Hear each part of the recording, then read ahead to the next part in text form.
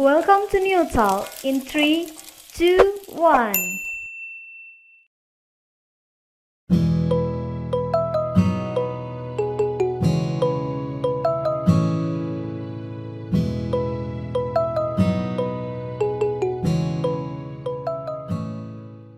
Halo netizen, selamat datang di podcast episode yang ke-6. Semoga podcast yang hadir menemani teman-teman bermanfaat dan dapat menambah wawasan teman-teman. Yeay, betul sekali nih Ci. By the way, apa kabar semuanya? Semoga tetap selalu sehat ya di kondisi pandemi COVID-19 ini. Walaupun udah lama banget kita di rumah aja.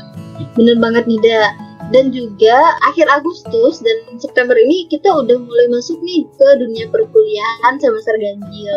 Nah, bagaimana nih teman-teman awal perkuliahannya? Apakah masih semangat, lebih semangat, atau ultimate semangatnya pada semester ganjil ini? Dan Aku tahu mereka masih sangat bahagia kan setelah melewati 1 minggu perkuliahan ini. Kalau aku sendiri sih, kita sibuk-sibuk KKN ya, proposal penelitian ya Ci, dan baru juga tentang KKN. Lalu ada juga yang anak-anak semester 3 nih yang baru masuk ke dunia departemen sesungguhnya. Lalu ada yang semester 5 yang wow, kita tahu lah ya kebiasaan mereka. sangat menyenangkan ya pastinya Ida. Lalu untuk mahasiswa yang baru masuk ke departemen, selamat datang. Dan semoga dapat mengenal ya bagaimana sih departemen gizi itu sebenarnya. Betul banget. Tapi nih, sebelum kita memulai after podcast kita pada hari ini, kita belum kenalin diri nih Cik ke teman-teman. Iya benar. Iya, ayo kenalan diri dulu. Bersama aku Suci Taningrum dan teman aku Francisca. Nah, kita bakal ngebawain podcast kali ini. Jadi hari ini nih Ci, bawa podcast tentang peluang dan tantangan profesi gizi di industri pangan. Karena banyak banget nih yang pengen tertarik di industri pangan. Walaupun sebelumnya di episode yang 1 kita udah bawa tentang industri pangan ya Ci. Tapi beda dah. Nah, yang sekarang itu kita juga menawarkan narasumber yang tidak kalah hebatnya daripada narasumber-narasumber khusus yang sebelumnya. Nah, jadi narasumber kita kali ini bernama Kak Dimas Bagus AFA, gitu dah. Kenal nggak dah? Keren banget sih, aku udah sedikit berbincang-bincang dengan Kak Dimas tentang dunia pekerjaan ini gitu. Beliau merupakan salah satu mahasiswa atau alumni di Gizi Masyarakat Angkatan 48. Wow, keren banget ya dah. Oke, tanpa berlama-lama, langsung saja kita menghubungi Kak Dimas Bagus. Oke Ci. Halo Kak Dimas, selamat datang di podcast Hima Gizi. Perkenalkan nih, sebelumnya aku Ida Francisca dari Gizi 54 bersama teman aku Suci Taningrum Gizi 54. Salam kenal ya Kak. Halo, selamat malam semuanya. Saya Dimas dari Gizi Masyarakat Angkatan 48. Halo Kak, gimana nih kabarnya Kak? Boleh nih di awal-awal ini perkenalan singkat mengenai nama lengkap Kakak, pekerjaan Kakak sekarang di mana dan di bagian apa? Oh ya, baik. Halo, selamat malam semuanya. Saya Dimas Bagus Arif Fikri Aziz, biasa dipanggil Dimas. Saya Gizi Masyarakat Angkatan 48. Saya saat ini bekerja di sebuah pabrik bernamakan PT Global International Food, bekerja sebagai supervisor R&D untuk sampai saat ini. Menarik ya Kak. Boleh diceritain nggak sih Kak tentang pengalaman Kakak dalam menjalankan karir Kakak sebagai manajer di R&D setelah lulus sampai sekarang Kak? Tapi agak panjang ya, nggak apa-apa ya? Iya, nggak apa-apa Kak. Boleh Kak, mungkin bisa dimulai dulu dengan apa sih yang melatar belakangi Kakak memilih profesi tersebut? Oke, jadi sebetulnya sih apa yang melatar belakangi saya memilih profesi ini itu sebetulnya gampang sih, simple. Jadi karena emang saya kan ambil jurusan gizi masyarakat, jadi saya lebih fokusnya untuk mencari pekerjaan yang emang di bidangnya gitu. Karena kayak saya suka masak, saya suka makanan, ya akhirnya saya juga memilih industri pangan. Tapi sebelumnya saya juga punya ketertarikan sih sebetulnya untuk bekerja di bidang klinis, masuk ke rumah sakit. Karena kan dulu kan juga sempat di semester 7 di Gizi Masyarakat itu kan ada internship ya. Di internship itu saya dapat kesempatan untuk masuk di rumah sakit besar di Jakarta. Itu saya di situ kan selama saya bekerja di Intersit di situ saya dapat pengalaman yang menarik dan akhirnya kayaknya tertarik di bidang klinis karena di situ merawat pasien, mengelola makanan juga untuk makanan untuk pasien juga. Jadi ibaratnya kayak bekerja sosial lah di situ kan. Nah, di situlah juga ada ketertarikan. Tapi karena pas dilihat-lihat tuh untuk bekerja di rumah sakit itu persyaratannya dan dokumen-dokumen yang harus dipenuhi itu agak banyak dan agak rumit sih, prosesnya juga panjang. Nah, karena saya butuh pekerjaan yang cepat, ya udah akhirnya saya sambil nyari-nyari pekerjaan yang lain dan akhirnya malah ketemunya di industri pangan. Itu sih latar belakangnya kenapa saya memilih pekerjaan yang saya geluti sampai saat ini. Gitu. Jadi Kak, setelah Kakak lulus dari gizi masyarakat, Kakak langsung terjun ya Kak di industri pangan? Iya, langsung. Itu yang alhamdulillah sih nggak terlalu lama juga sih, hanya ya selama mencari pekerjaan mungkin sekitar 1 bulan sih dapat pekerjaan ini. Oh, cukup singkat ya Kak. Berarti dari Kakak lulus sampai sekarang tetap bertahan di industri GIF tadi ya? Iya, betul. Alhamdulillah. Ya, gift sih kalau bacanya itu. Oke. Iya, alhamdulillah sih sampai sekarang bertahan sih. Udah cukup lama sih, udah hampir mungkin kalau bisa dibilang bulan Januari nanti itu tahun kelima saya di sini. Kira-kira apa nih Kak alasan Kakak sampai tertarik di GIF ini sampai hampir bertahun-tahun di sini? Sebetulnya sih kalau saya sih simpel aja sih orangnya. Saya itu orangnya nggak terlalu neko-neko. Saya orangnya itu kalau udah terjun sekali ya udah terjun terusnya. Saya kalau misalkan udah ada niat, udah ada apa-apa, pasti saya lakukan seterusnya. Kecuali memang sudah ditakdirkan untuk dari Allah sudah ditakdirkan ke tempat lain, mungkin itu lain cerita lagi. Karena kan selama saya bekerja, saya juga niatkan kerja untuk ibadah, kemudian juga meminta petunjuk. Kalau misalkan emang bukan yang terbaik, maka diberikan petunjuk. Kalau emang tempat yang terbaik di sini, maka dimudahkan lah. Itu sih yang sampai saat ini masih saya teruskan gitu. Iya Kak, aku juga penasaran nih Kak. Berarti Kakak masa tunggu setelah lulus menuju ke dunia profesinya itu sangat singkat ya Kak berarti? Iya. Kalau boleh tahu itu Kakak kalau mencari peluang pekerjaan itu melalui link dari alumni atau mencari sendiri melalui website terkait itu Kak? Sebetulnya kalau untuk cari pekerjaan ini saya dapatnya dari CDA sih, CDA IPB. Kan situ kan ada banyak info-info terkait lowongan, terus juga ada kayak kayak job fair ya, pernah ada job fair tuh. Saya juga sempat ikut job fair, saya juga interview di sana, tapi dapatnya itu di GIF ini. Dan di GIF juga saya waktu itu tahun 2015 itu dia ada kampus rekrutmen datang. Saya dapat info itu, saya coba ikut ke sana dan sampai hari ini sampai saat ini juga saya terima di sini gitu. Jadi Kak, seperti itu ya Kak. Lalu apa aja sih Kak yang perlu kita siapkan? Kalau menurut Kak, apa aja sih modal kita untuk dapat diterima di pekerjaan industri pangan? sebetulnya kalau modal kalau saya boleh cerita, kalau IPK itu sebetulnya bukan nggak penting ya. Kalau IPK itu sebetulnya syarat awal biar bisa keterima. Jadi kalau misalkan IPK yang kamu misalkan bukan maksudnya menghasilkan ya, tapi kalau IPK itu sebetulnya kayak gerbang masuk. Kalau misalkan IPK-nya bagus, ya kamu bisa langsung tahap selanjutnya. Tapi ada beberapa perusahaan juga yang tidak terlalu melihat hal seperti itu. Jadi kalau misalkan balik lagi, kalau misalkan harus dipersiapkan itu sih niat sih yang penting, niat mau kerja apa enggak. Karena kalau udah terjun masuk ke industri pangan itu tuntutannya besar. Kalau nggak punya niat, masih nggak bisa mau kerja mandiri, itu akan susah. Jadi yang penting niat, bisa bekerja keras, bisa tahu kondisi di lapangan seperti apa. Misalkan contohnya industri pangan itu kan mengolah makanan ya, makanan itu banyak sekali makanannya harus seperti apa. Kalau orang suka makanan seperti apa sih yang disukai saat ini. Jadi ya harus tahu tren sekarang. Ya intinya balik lagi niat. Kalau emang nggak niat, ya kan susah kerja di manapun.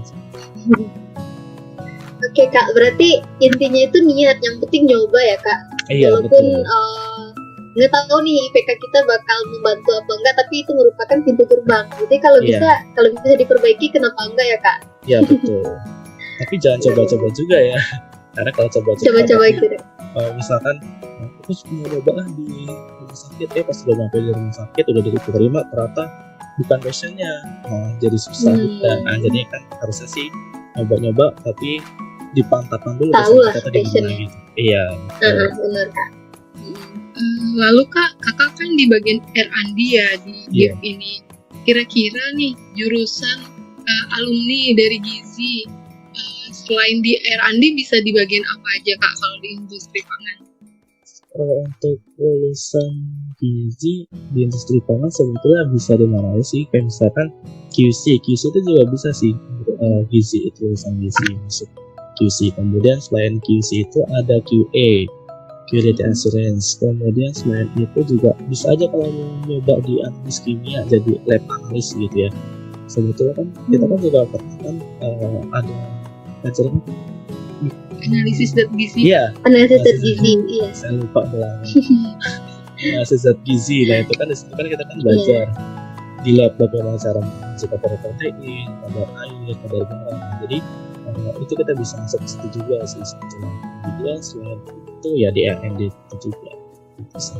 Kalau boleh tahu bisa dijelasin nggak Kak, R&D itu apa? Barang tahu kan seperti saya masih kurang paham nih R&D itu apa, dan biar para pendengar juga paham apa aja R&D, apa saja mungkin job desk R&D itu gimana Kak? Oke. R&D itu kan research and development. Jadi sebetulnya tugas utamanya R&D itu adalah mengembangkan dan mencari sesuatu yang baru, inovasi lah ya. Inovasi. Jadi kalau misalkan kita di industri pangan, berarti misalkan kita mau menciptakan masalah baru, itu adalah tugas R&D. Terus kemudian development itu berarti kita mengembangkan sesuatu yang ada menjadi yang lebih unik. Misalkan kita biasanya kita makan rasa coklat, coklat itu dikembangkan, misalkan coklat pisang atau coklat keju, itu namanya development. Kalau inovasi sesuatu yang emang belum pernah ada dan akhirnya kita ciptakan, itulah tugas R&D. Seperti itu. Berarti kalau di mata kuliah sekarang ini mungkin teman-teman bisa merasakannya di pelajaran permakal ya Kak? Ya betul. Pelajaran percobaan makanan. Ya. Jadi kita dituntut berinovasi juga ya Kak? Iya, itulah yang motivasi saya juga untuk masuk ke industri pangan, karena percobaan makanan itu sebetulnya mata kuliah yang unik sih, yang kita bisa bereksperimen, membuat sesuatu yang baru. Lalu kak, menurut kakak nih apa sih perbedaan yang sangat mendasar yang harus kami persiapkan seperti itu di dunia kampus sama dunia kerja? Kalau yang membedakan apa nih maksudnya? Mungkin yang waktu kakak masuk ke industri pangan itu kayak terkejut gitu, di kampus nggak kayak gini gitu. Iya. Jadi kalau misalkan harusnya kita bisa mempersiapkan dari sekarang sih, karena emang dunia kerja itu sama dunia kuliah itu sangat berbeda jauh. Mungkin ya sama kayak kita misalkan kita sudah masuk kuliah, kita kangen sama masa-masa SMA itu sih. Jadi kelihatan bedanya kan SMA sama kuliah. Kayaknya kalau ketika kita SMA pengennya cepet-cepet kuliah, tapi ketika kita udah kuliah ternyata ngerasain tuh beratnya kuliah itu kayak gimana, jadi pengen cepet-cepet balik ke SMA. Itu sama kayak kita ketika kita masih kuliah rasanya pengen cepet-cepet kerja biar bisa dapat duit, tapi ketika udah sampai ke dunia pekerjaan ternyata gak semudah yang kita bayangkan. Kita dituntut segala macam target, harus gini, tapi kita juga punya keterbatasan waktu. Jadi akhirnya saya pun juga kadang-kadang mikir akan kuliah deh, dulu itu kayak tugas masih bisa kejar, nggak terlalu dipusingkan dengan segala macam target, nggak dapat omelan dari atasan dengan segala macam gitu kan. Itu sih yang membedakan antara kuliah sama kerja di industri pangan. Banyak tekanan segala macam, beda banget sama ketika kuliah. Jadi harus dipersiapkan matang-matang, mentalnya juga harus dipersiapkan dari sekarang. Karena kalau yang biasanya kita di kuliah ketemunya sama dosen-dosen yang super malaikat yang baik-baik, jangan salah, kalau di dunia industri pangan itu mungkin hal itu, orang-orang seperti itu jarang. Jadi harus dipersiapkan dari sekarang kalau emang ingin masuk ke industri. Itu sih yang dari saya. Wah, berarti banyak ya Kak yang banyak sangat perbedaan yang harus kita hadapi di bidang profesi ke depannya. Iya, Kalau betul. boleh tahu saran dari Kakak nih untuk kita, apa sih yang harus kita dipersiapkan di masa perkuliahan ini, selain tentunya seperti belajar yang baik, apakah ada saran lain dari Kakak? Kalau saran dari saya, seperti yang awal tadi saya bilang, kita dari saat kuliah harus sudah melakukan passion. Kita harus tentukan passion dari awal, kita mau kemana. Karena kalau kita nggak tahu passion kita mau kemana, kita coba-coba mau kerja di mana. Misalkan kita mau coba dikerja di rumah sakit, ketika kita udah masuk, ternyata kita kesusahan, kita nggak bisa ngikutin.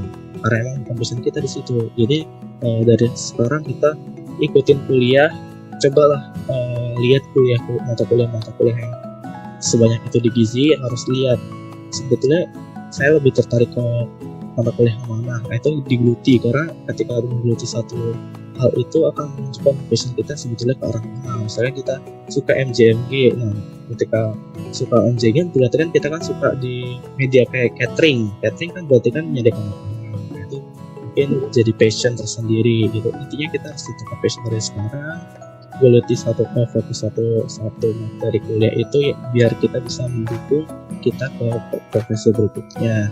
Terus kemudian saya juga punya saran lagi, jangan pilih-pilih sih kalau untuk masalah kerjaan. Maksudnya jangan pilih-pilih itu kita maunya kerja di suatu tempat yang bagus, ternama, karena mungkin gengsi jatuhnya. Karena kalau kita pilih-pilih malah kita kesusahan buat dapetnya. Lebih baik kita cari sesuatu yang emang benar-benar di depan mata dan emang itu udah bisa membuat kita berkembang. Mungkin suatu saat kita sudah berkembang di suatu perusahaan itu, mungkin kita akan akhirnya bisa mencapai ke tujuan yang kita inginkan di bekerja di tempat yang lebih bagus. Itu sih menurut saya. Jadi ada pesan khusus nih kepada netizen supaya menyiapkan mental nih sebelum masuk kerja nih ya, Kak Dimas dan Kiki. Lalu Kak mau bertanya juga nih, apa aja sih hal yang menarik ketika Kakak bekerja di bagian R&D nih, seperti yang kita dengar tadi kan bahwa melakukan pengembangan terhadap produk. Kira-kira nih produk-produk apa saja yang telah berhasil Kakak kembangkan ketika bekerja di GIF ini? Kalau boleh cerita, dulu kan saya kan masuk ke situ itu sebenarnya bukan sebagai R&D langsung ya. Saya sebenarnya udah mengalami beberapa rotasi profesi. Dari pertama saya masuk ke situ tuh sebagai QC gudang, kemudian selama 3 bulan menjadi QC gudang, saya menjadi QC produksi. Setelah 1 tahun menjadi QC produksi, kayak diangkat menjadi R&D. Nah, dari situ R&D saya pun diberikan tugas untuk mengembangkan minuman, sebetulnya produk minuman.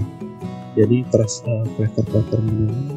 Di situ saya mencoba trial, akhirnya saya berhasil mengeluarkan minuman bisa saya jual ke restoran, kemudian saya bisa menjual ke perusahaan lagi. Jadi kan GIF ini sebetulnya B2B, jadi kita menjual bentuknya powder yang kita jual kembali ke pabrik untuk dikelola lagi oleh mereka gitu. Jadi saya itu sudah pernah menciptakan minuman, karena waktu itu saya disuruh mengembangkan minuman itu sudah pernah kalau tahu itu ada di produknya Circle K sih, minuman itu yang dijual dari pabrik saya ini ke mereka.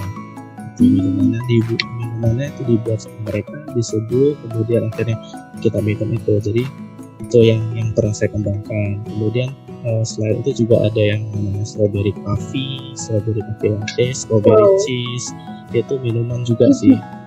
Gitu. Menarik banget ya Kak. Sumpah. Jadi tertarik ya. Iya, karena tantangannya berarti beda karena harus berinovasi gitu kan. Pasti tidak menghadapi hal yang sama ya Kak setiap pekerjaan. Iya. Nah, kalau begitu Kak, tadi kan hal yang menarik Kak, Nah, saya ingin bertanya, kalau hal yang sulitnya apa Kak? Yang mungkin dukanya lah, mungkin yang pernah Kakak rasakan selama bekerja di industri pangan. Kalau yang duka itu, kalau diceritain tuh bisa nangis. Gimana Kak? Ya. Kayaknya tertarik deh mendengar bagian Kalau duka itu ya seperti yang saya bilang sih, yaitu kalau misalkan emang kita belum siap mental untuk bekerja itu kan sulit sebetulnya. Karena kalau kerja itu kita, apalagi kita kerja sama orang ya, kita bekerja di sebuah perusahaan swasta bukan negeri, itu pasti bukannya lebih besar. Kita digaji itu sesuai dengan ijazah kita S1. Pasti akan kita S1 itu pasti akan dilihat pasti punya ilmu yang lebih daripada yang tidak S1. Jadi tekanan pun pasti lebih besar. Kalau kita tidak siap, itu pasti sering diomelin atasan, apalagi kalau target nggak sampai. Itu saya sudah sering banget itu kan pernah alamin ketika target yang ditentukan itu nggak tercapai, akhirnya diomelin. Omelinnya pun nggak omelinnya nggak sejam, pasti berhari-hari dibawa terus apalagi itu namanya nggak omelan doang sih. Jadi ketika kita gagal itu pun juga salah satu duka, apalagi kita udah nyoba buat, pasti coba sama orang nggak enak tuh, itu juga salah satu duka sih buat saya. Udah capek-capek buat masih nggak enak, itu jadi harus muter otak lagi, berpikir keras. Itu sih salah satu duka menurut saya. Iya Kak. Kayaknya kita harus bisa mempersiapkan diri ya Ci, dan sekarang ya Ci. Iya. Tapi bener ya Kak, berarti kalau mau kerja itu emang harus passion nih. Nah kalau gimana kalau kita kerja nggak passion terus kena marah juga udah double jadinya. Iya, ada double. Gitu dah, denger dah. Tapi tadi aku tertarik nih Kak, kan dari tadi bagian gizi gudang, lalu ke gizi produksi, lalu ke gizi R&D, dan itu kan bagian gizinya itu udah berbeda-beda ya, tapi kita kemungkinan bisa ya Kak dioper-oper gitu. Bisa sih ya, jadi tapi bukan gizi ya, tapi QC, quality control maksudnya. QC. Jadi dioper-oper itu ya karena emang mungkin karena ketika dimasukkan di QC itu kita dilihatnya mungkin kayaknya potensinya dia itu nggak di situ, nah akhirnya dioper. Ya jadi melihatnya itu kan kalau saya sih sendiri ya terserah atasan ya, atasan maunya gimana. Yang penting kalau saya mah kerja yang benar aja gitu, saya lurus aja. Yang penting kalau sekarang emang mereka tertarik dengan saya ikutin.